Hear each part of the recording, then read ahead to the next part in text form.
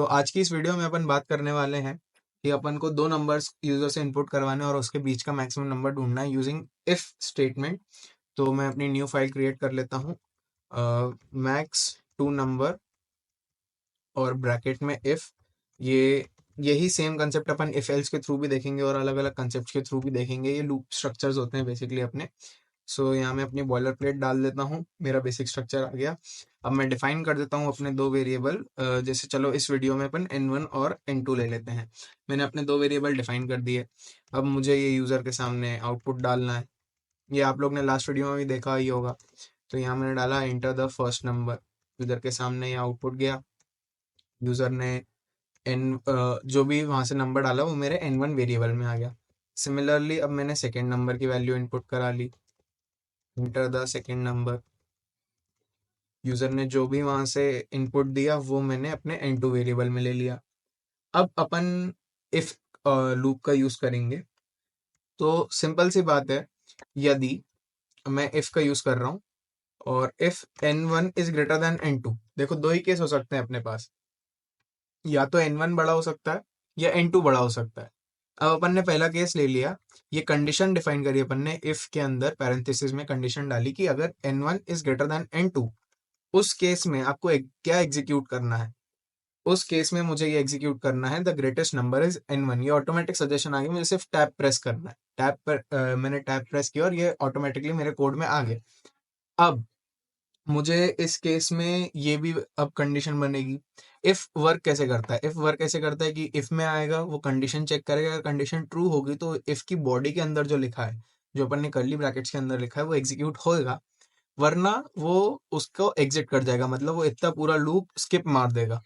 तो अगर अपन ने ये कंडीशन लगा दी कि अगर n1 n2 से बड़ा है, तो ये हो गया कि n1 ग्रेटेस्ट नंबर हो गया।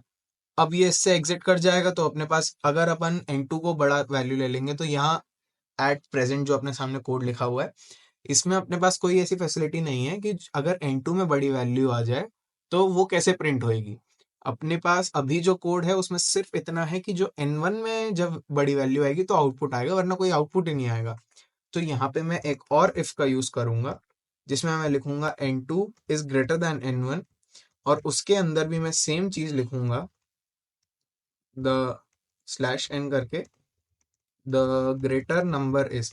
स्लैश एन का यूज सिर्फ इसलिए होता है लाइन ब्रेक ऐड करने के लिए, क्योंकि एडिटर्स में ये जो अपने C++ लैंग्वेजेस हैं, इनमें लाइन ऑटोमेटिक ब्रेक नहीं होती है अपने को आउटपुट में शो करने के लिए कि इतना पार्ट हमें एक लाइन में चाहिए और उसके नेक्स्ट पार्ट हमें नेक्स्ट लाइन में चाहिए, तो वहाँ हम स्लैश एन का यूज करते हैं। सो यहाँ पे मैंने यूज किया। अब अब अपना कोड कुछ इस तरीके का बन गया कि यहाँ से कंपाइलर ने पढ़ा कि इंट है n1 और n2, तो उसने अपनी मेमोरी में दो लोकेशन बना दी n1 और n2 नाम की। फिर कंपाइलर ने पढ़ा कि सामने आउटपुट जा रहा है एंटर द फर्स्ट नंबर।